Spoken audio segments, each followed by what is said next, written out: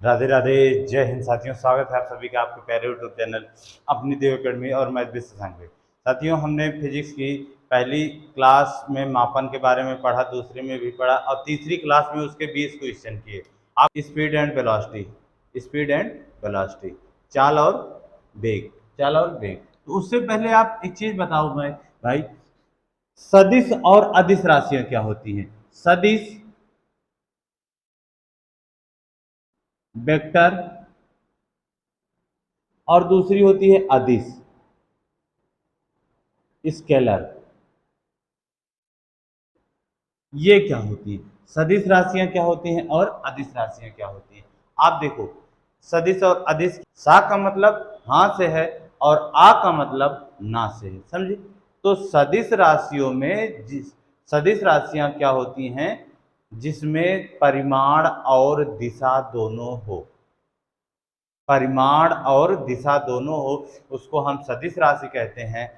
और जिसमें केवल और केवल परिमाण हो, उसी को हम क्या कहते हैं? अदिश राशि कहते हैं।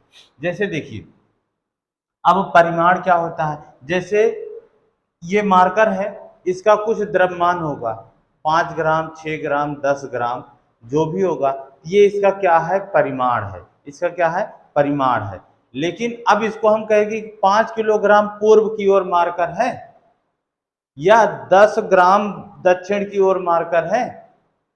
इसके साथ तो हम द्रव्यमान के साथ तो कुछ लगाए नहीं, केवल इतना ही कहना कि इसका द्रव्यमान 5 ग्राम है, 10 ग्राम है, या इस पर हम 5 जूल कार्य करते हैं, इससे 5 जूल ऊर्जा निकलती है। इस मार्कर को जलाएं तो 5 जूल ऊर्जा निकलेगी। तो क्या आप ये बताओ, अब आप ऐसा थोड़ी कहोगे 5 जूल ऊर्जा पूरब की ओर निकलेगी, 5 जूल ऊर्जा पश्चिम की ओर निकलेगी। तो जहां पे हम दिशा की बात नहीं करते हैं, उसी राशियों को कहते हैं अदिश राशि। तो इसमें केवल और केवल क्या होता है? परिमाण होता है। इसमें परिमाण होता है, परिमाण होता है, दिशा नहीं होती, दिशा नहीं होती। ठीक है, अदिश राशियों में परिमाण होता है, दिशा नहीं होती है। और सदिश राशियां क्या होती हैं? इसमें परिमाण होगा और दिशा भी होगी, दिशा भी क्या होगी? होगी। सदिश राशियों में परिमाण और दिशा दोनों होता है, अदिश राशियों में केवल और केवल क्या होता है? परिमाण होता है। समझ गए भाई? सदिश राशियों में परिमाण और दिशा दोनों होती है, अदिश राशियों में केवल और केवल परिमाण होता है। जैसे इसके एग्जाम्पल देखो, इनके एग्जाम्पल है बल, वेग, विस्थापन, डिस्प्लेसमेंट, विस्थापन, बल, वेग, विस्थापन, त्वरण, बल, वेग, विस्थापन, त्वरण, संवेग, आवेग, ठीक है, ईटीसी इत्यादि ले लीजिए। और इसके एग्जाम्पल ले लीजिए, अदिश राशि के कौन कौन से हैं? कार्य, ऊर्जा, समय, ताप। अब समय आप जैसे कह दो कि 5 सेकंड, 5 सेकंड है। अब आपकी घड़ी में 9:10 हो रहे हैं पूर्व की ओर, ऐसा आप कुछ कहते हैं?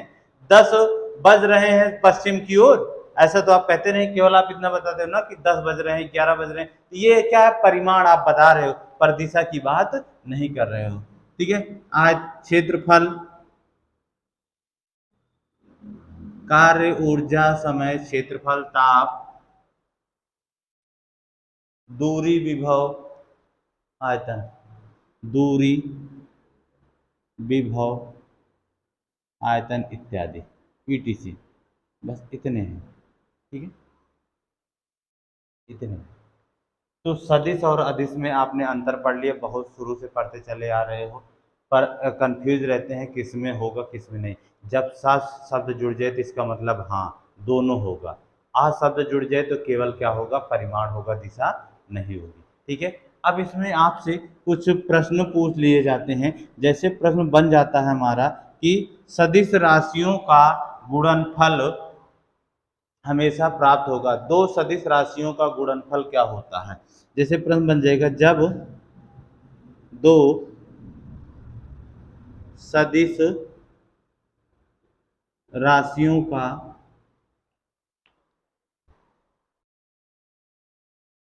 जब दो सदिश राशियों का गुणनफल पूछता है आपसे, क्या होता है?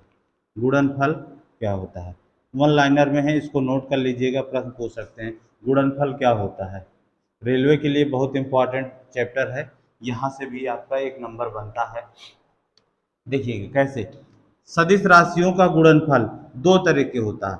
अगर जैसे सदिश राशियों को जैसे vector A dot vector B लिखा है, और एक लिखा होता है vector A cross vector B, इन दोनों में अंतर क्या है? इन दोनों में अंतर क्या है? जब डॉट लिख के दिया गया है तो कहेंगे कि दो सदिश राशियों का अदिश गुणनफल है, दो सदिश राशियों का अदिश गुणनफल है। लेकिन vector A cross vector B लिखा है तो दो सदिश राशियों का सदिश गुणनफल है, दो सदिश राशियों का सदिश गुणनफल है। समझ है कि vector A dot vector B लिखा है तो ऐसे दे दे तो आप इसको समझिए कि दो सदिश राशियों का सदिश राशियों का अदिश गुणनफल है, अदिश गुणनफल है। और जब इस तरह दे दे तो ये क्या है? दो सदिश राशियों का सदिश गुणनफल है। ध्यान दीजिएगा, सदिश गुणनफल है। देखिए दोनों में सदिश राशि है, यहाँ पे अदिश गुणनफल है और इसमें दो सदिश राशियों का सदिश गुणनफल है। तो आपसे इस प्रश्न का उत्तर पूछ रहा है कि जब दो सदिश राशियों का गुणनफल किया जाता है तो हमें क्या प्राप्त होगा? तो इस तरह दिया होगा तो अदिश प्राप्त होगा, इस तरह दिया क्रॉस में दिया होगा तो सदिश प्राप्त होगा। तो यहाँ पे ऑप्शन आपको मिलेगा सदिश या अदिश दोनों, सदिश या अदिश दोनों। ध्यान देना, बहुत इंपॉर्टेंट प्रश्न है। तो इस तरह का प्रश्न आपसे बन सकता है मेरे भाई। तो आप इस देखिए, जैसे अब यहाँ से हम चलना शुरू किए, यहाँ से यहाँ तक ये इतनी कुछ लंबाई है तय की गई। तो पहले आप चाल निकालने से पहले दूरी और विस्थापन के बारे में जान लीजिए। जब आप दूरी और विस्थापन के बारे में जान लेंगे तब हम चाल और वेग दोनों निकाल सकते हैं, दोनों में अंतर भी स्पष्ट कर सकते हैं, कब हमें चाल निकालना है, कब हमें वेग निकालना है। ठीक है, देखिए जैसे अब यहाँ से हम अपने घर से चले हैं, ऐसे घूमते हुए कॉलेज पहुँच गए, ये हमारा कॉलेज है। कॉलेज का दो रास्ता था, ऐसा भी आ सकते थे पर हम और घूमते आए, घूमते हुए आए तो मुझे कुछ समय लगा। तो सबसे पहले हम दूरी डिस्टेंस निकालें, क्या होती है डिस्टेंस यानी दूरी। डिस्टेंस हमारी क्या होती है? एकांक समय में या किसी खास समय में वस्तु या व्यक्ति द्वारा तय की गई लंबाई को क्या कहते हैं? दूरी कहते हैं। एकांक समय में किसी वस्तु द्वारा तय की गई पथ की लंबाई को ही क्या कहते हैं? दूरी कहते हैं। अब जैसे हम ऐसे चले ऐसे ऐसे ऐसे ऐसे यहाँ तक पहुंचे, तो ये दूरी हुई कि नहीं हुई? ये इतनी लंबाई तय की है, इसी को हम क्या कहते हैं? दूरी कहते हैं। तो दूरी की डिफिनेशन आपसे कोई पूछे तो बताइए, लिखिएगा एकांक समय में। एकांक समय, एकांक समय का मतलब होता है 1 सेकंड, 1 मिनट, 1 घंटे में। ठीक है, एकांक समय में तय किए गए पथ की लंबाई को दूरी कहते हैं। क्या कहते हैं मेरे भाई? दूरी कहते हैं। और दूरी को मात्रक क्या होता है? दूरी का मात्रक मीटर होता है। दूरी का मात्रक क्या होता है? मीटर। इसको स्मॉल m से लिखते हैं और इसकी बीमा यल होती है। इसकी बीमा क्या है? यल होती है। और दूरी एक अदिश राशि है। दूरी क्या है? एक अदिश राशि है, इसकी कोई निश्चित दिशा नहीं होती। हमें कॉलेज जाना है, हम इधर से घूम के दूसरा रास्ता पकड़ के आ सकते हैं। तो दूरी हमारी क्या होती है? एक अदिश राशि होती है। दूरी हमारी क्या होती है? एक अदिश राशि होती है। दूरी का मात्रक मीटर होता है, इसकी बीमा एल होती है। और दूरी की परिभाषा क्या है? एकांक समय में तय किए गए पथ की लंबाई को ही हम क्या कहते हैं? दूरी कहते हैं। ठीक है, नोट कर लीजिए। अब इसके बाद विस्थापन आता है। देखिएगा, दूरी की बात हो गई, दूरी कभी भी ऋणात्मक नहीं होगी। इसी में नोट पॉइंट नीचे डाल के लिख लीजिएगा, जो भी सारे पॉइंट इसके लिखा देते हैं। दूरी कभी ऋणात्मक नहीं होती, ऋणात्मक नहीं होगी, मतलब कि माइनस में नहीं जाती दूरी कभी, दूरी कभी ऋणात्मक नहीं होती। अब जैसे यहाँ से अगर हम कहते हैं दूरी यहाँ से यहाँ तक चल के आए, इस पथ की लंबाई 10 किलोमीटर थी, 10 किलोमीटर थी, फिर हम यहाँ से यहाँ तक वापस आ गए, इसी पथ पे अपने घर आ गए, तो मेरे द्वारा चली गई कुल दूरी क्या होगी? 10 गए और 10 आए, टोटल 20 किलोमीटर हो गया। दूरी पूछेगा तो जितना गए हैं अगर उतना ही वापस आ रहे हैं तो टोटल जोड़ देंगे। अब जैसे यहाँ से देखिए, ये लखनऊ है, लखनऊ से गए दिल्ली, दिल्ली की दूरी 500 किलोमीटर है, लखनऊ से मान लेते हैं।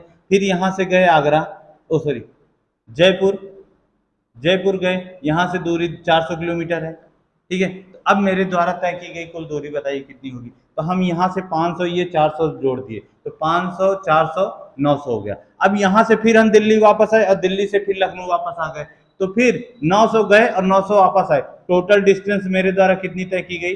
1800 किलोमीटर। कितनी तय की गई? 900 गए और 900 वापस आए, टोटल 1800 किलोमीटर तय की गई। समझ गए? 1800 तय की गई। लेकिन अभी विस्थापन होता तो इसमें बदल जाता। अब आ जाइए डिस्प्लेसमेंट की तरफ।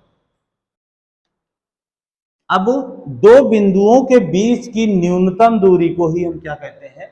विस्थापन कहते हैं। दो बिंदुओं के बीच की न्यूनतम दूरी को ही हम क्या कहते हैं? विस्थापन। जैसे देखिए, अब हमें तो दूरी ऐसे चल रही है, अब कॉलेज जाने का हमारा एक शॉर्टकट भी तो रास्ता था, एक शॉर्टकट रास्ता जिसको हम बाईपास भी कह सकते हैं। देखो तो, और ये एक सीधी रेखा में होगा हमेशा। कैसा होगा? सीधी में होगा। चाहे जैसे, अब जैसे यहाँ से यहाँ, तो इसमें क्या हो गई? एक सीधी रेखा में चलेंगे तो दिशा भी हो जाएगी, इसमें क्या हो जाएगी? दिशा हो गई। तो ये कौन सी राशि हो जाती है? सदिश राशि हो जाती है। विस्थापन क्या होता है? दो बिंदुओं के बीच की, दो बिंदुओं के बीच की न्यूनतम दूरी, न्यूनतम दूरी क्या होती है? विस्थापन कहलाती है। दो बिंदुओं के बीच की न्यूनतम दूरी को क्या कहते हैं? विस्थापन कहते हैं। विस्थापन का भी मात्रक क्या होता है? विस्थापन को भी हम किस में नापते हैं? मीटर में नापते हैं, इसका मात्रक। और इसको स्मॉल एम से लिखते हैं। इसकी भी बीमा क्या होती है? ऐसे 4 बार आएगा, आपको सब याद होता चला जाएगा, बार बार आएगा, हर एक चीज बार बार आएगा। फिजिक्स में रिपीट हर चीज का होगा, और एक चैप्टर में जो पहले में पढ़े उसको दूसरे तीसरे चौथे में भी आप फिर पढ़ेंगे, ठीक है। तो सब चीज याद होता चला जाएगा। बस आप क्या करिए? नोट्स बनाते चलिए और बोलते बोलते लिखिएगा, ठीक है। पढ़ाई तो वीडियो तो आप देख रहे हो और साथ में बोलते भी रहिएगा। विस्थापन का मात्रक मीटर हो गया, इसको एल से प्रदर्शित करते हैं। यह एक क्या है? सदिश राशि है। विस्थापन क्या हमारी? सदिश राशि है। कौन सी राशि है? विस्थापन सदिश राशि। और दूरी कौन सी राशि है? अदिश राशि है, ठीक है। चलिएगा, चलिएगा इसके,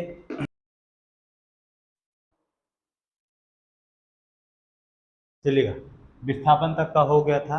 अब इसके बाद आप इसमें अब आपको चाल और बेग में अंतर समझाया जाता है, और चाल और बेग कैसे निकाला जाएगा, कब हम चाल निकालेंगे, कब हम बेग निकालेंगे, ठीक है। तो जब आपकी दूरी तय करी जाएगी, एकांक समय में दूरी तय की जाती है, तो हम वहां पे चाल निकालते हैं। और चाल बराबर हमारा होता क्या है? चाल बराबर होता है स्पीड बराबर दूरी बटे समय, दूरी बटे समय। चाल बराबर क्या होता है? दूरी बटे समय होता है। देखो, अब आप यहीं से इसकी डिफिनीशन बना सकते हो। कैसे आप बनाओगे? दूरी की आपसे पूछे तो आप उसको कैसे बताओगे? चाल की परिभाषा क्या होती है? देखिए, होता क्या है? चाल बराबर क्या लिखा? दूरी बटे समय। बटे का मतलब हुआ एकांक समय में, एकांक समय में। तो एकांक समय में हम जितनी दूरी तय करते हैं वही हमारी क्या होती है? चाल होती है। जैसे आप कभी कभी गाड़ी चलाते हो तो कहते हो कि आज हम 10 किलोमीटर 50 किलोमीटर प्रति घंटे की चाल से गाड़ी चलाएं। इसका मतलब हुआ कि 1 घंटे में आप 50 किलोमीटर की दूरी तय किए हो, 1 मिनट में 10 मीटर की दूरी तय किए हैं, 1 सेकंड में 10 सेकंड 10 मीटर की दूरी तय किए हैं। तो जितना मीटर, जितनी भी दूरी हम तय किए हैं और उस दूरी को तय करने में हमें जितना समय लगता है वही हमारी क्या कहलाती है? चाल कहलाती है। जैसे यहाँ से बिंदु ए से ये बिंदु बी तक, इस हिसाब हम चलते गए यहाँ तक का, और यहाँ से यहाँ तक की दूरी हम ले लेते हैं 50 मीटर है। कितनी मीटर है? 50 मीटर है। और हमें ए बिंदु से बी बिंदु तक आने में 10 सेकंड का समय लगा है। कितने सेकंड का समय लगा है? 10 सेकंड का। तो मेरी चाल क्या थी? हम किस चाल से चले हैं? तो चाल बराबर होता है दूरी बटे समय, 50 बटे 10 बराबर कितना आ गया? 5 मीटर प्रति सेकंड। और चाल का मात्रक आपको निकालना बताए फिजिक्स में कि दूरी को मीटर में नापते हैं और समय को सेकंड में नापते हैं। तो दूरी बटे समय यानी मीटर बटे सेकंड, तो इसी को मीटर प्रति सेकंड कहते हैं। ठीक है, तो चाल समझ गए आप। इसके साथ अब वेग, वेलोसिटी की बात आती है। वेलोसिटी यानी वेग, क्या कैसे निकालोगे आप वेग? और हम वेग कब निकालते हैं और चाल कब निकालते हैं? जब डिस्टेंस दी होगी तो चाल निकाला जाएगा, और जब विस्थापन कहे कि ए बिंदु से बी बिंदु तक विस्थापन या न्यूनतम दूरी की बात कर दे तो हम क्या निकालते हैं? वेग निकालते हैं। तो वेग बराबर होता क्या हमारा? विस्थापन बटे समय। विस्थापन बटे समय। तो यहां से अगर आपको वेग की डिफिनीशन लिखना है तो आप लिख दीजिएगा एकांक समय में न्यूनतम, एकांक समय में न्यूनतम तय दूरी क्या कहलाती है? वेग कहलाती है। न्यूनतम तय दूरी तो हम क्या कहते हैं? वेग कहते हैं। वेग बराबर विस्थापन बटे समय होता है। एकांक समय में तय न्यूनतम दूरी को ही हम क्या कहते हैं? वेग कहते हैं। देखिए अब वेग यहां से देखो, अब इस तरह से विस्थापन होगा वस्तु का, ये न्यूनतम दूरी तय करेगा। और मान लीजिए यहां से एक और बी के बीच की दूरी 10 मीटर है। कितनी मीटर है? 10 मीटर हुई। और ये दूरी आने में हमें 5 सेकंड का समय लगा। कितने सेकंड का समय लगा? तो व्यक्ति का वेग बताइए क्या होगा, या गाड़ी का वेग कितना है वो बता दीजिएगा। तो वेग बराबर भी क्या होता है? विस्थापन बटे समय। विस्थापन कितने मीटर का है? 10 मीटर का। और समय कितना लगा है? 2 सेकंड। तो 2 से काट देंगे, 5 मीटर प्रति सेकंड। आप जानते हो विस्थापन का भी मात्रक क्या होता है? मीटर होता है। और समय का मात्रक क्या होता है? सेकंड।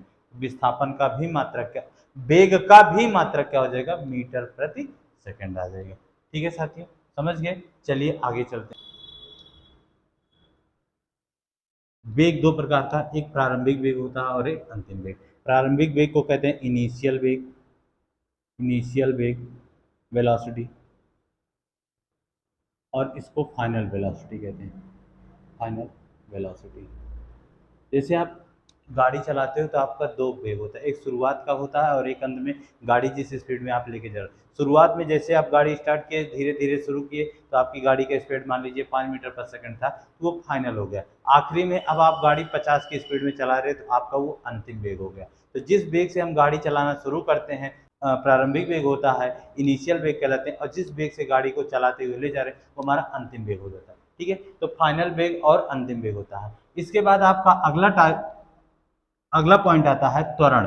क्या आता है? त्वरण, एक्सीलरेशन कहते हैं। सब एक दूसरे से संबंधित है। पहले हमने दूरी को पढ़ा, फिर विस्थापन को पढ़ा, फिर दूरी से किसको निकाला? चाल को निकाला। फिर चाल और विस्थापन से किसको निकाला? वेग को निकाला। सब एक दूसरे से क्या है? जुड़ते हुए चले गए। दूरी क्या होती है? एकांक समय में तय किए गए पथ की लंबाई को हम दूरी कहते हैं।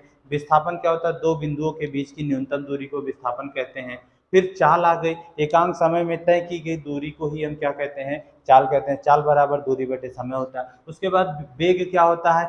एक न्यूनतम विस्थापन, एकांक समय में न्यूनतम विस्थापन को ही हम क्या कहते हैं? वेग कहते हैं। वेग बराबर होता है विस्थापन बटे समय। मात्रक क्या होता है? मीटर प्रति सेकंड होता है। ठीक है, अब उसके बाद आ गया वेग में। वेग हमारा दो प्रकार का था, प्रारंभिक वेग और अंतिम वेग। अब वेग के बाद एक्सीलरेशन की बात आती है, त्वरण की बात आती है। वेग के बाद किसकी बात आती है मेरे भाई? त्वरण। त्वरण क्या होता है हमारा? ध्यान दीजिएगा, त्वरण, त्वरण यानी एक्सीलरेशन। त्वरण क्या होता है?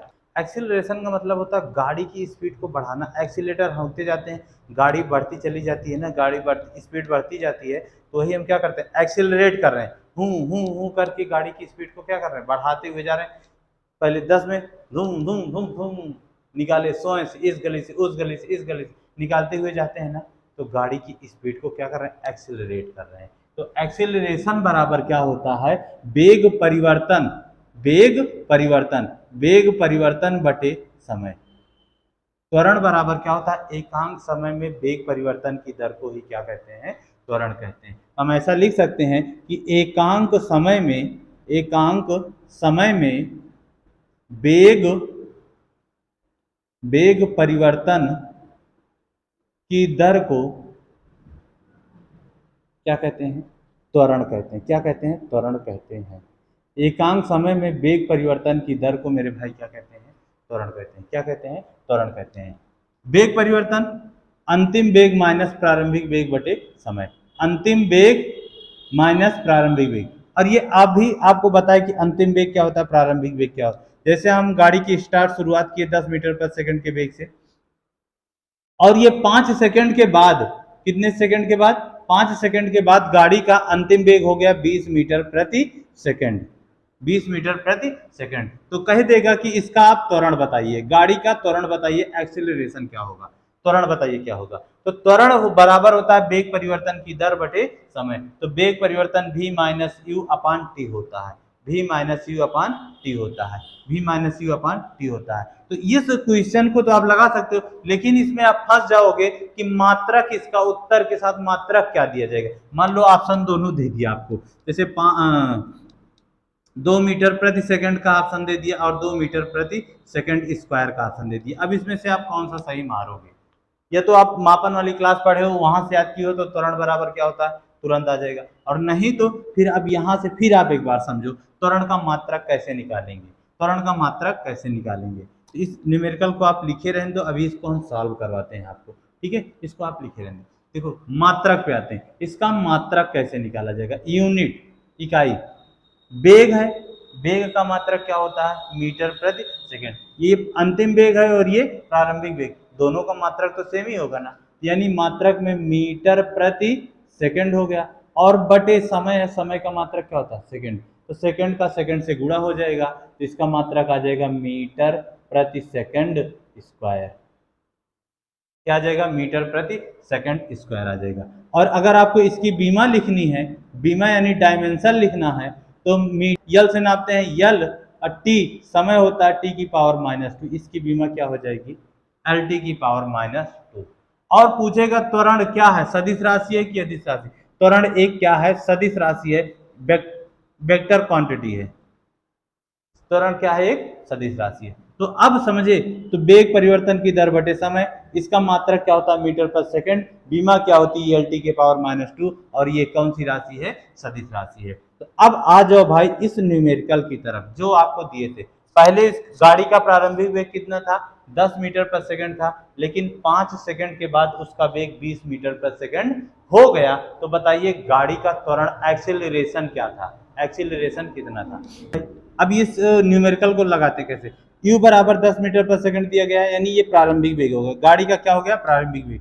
v बराबर दिया है 20 मीटर पर सेकंड, यानी अंतिम वेग कितने समय में, 5 सेकंड के बाद। त्वरण पूछा, तो त्वरण बराबर आप हमेशा ध्यान रखिएगा अंतिम वेग में से प्रारंभिक वेग को माइनस करना होता है। तो 20 में से 10 को माइनस कर दीजिए और बटे समय को 5, तो 20 में से 10 गए तो कितना बचा, 10 बटे 5, 5 दूनी 10, 2 मीटर प्रति सेकंड स्क्वायर, इसका क्या आ गया, त्वरण आ गया। क्या आ गया, त्वरण आ गया। तो साथियों इस क्लास में अभी और है त्वरण के बारे में, पर आज की क्लास यहीं तक रखते हैं, क्योंकि ये आज कोई त्यौहार है जिसकी वजह से डीजे वीजे चल रहा है, तो बहुत सारे नॉइज हो रहे हैं, ठीक है। तो इस क्लास को आगे कंटिन्यू 5वीं क्लास में कंप्लीट करेंगे इस टॉपिक को, तो फिर आपको अगली क्लास में मिलेगी। तब तक के लिए जय हिंद, जय भारत।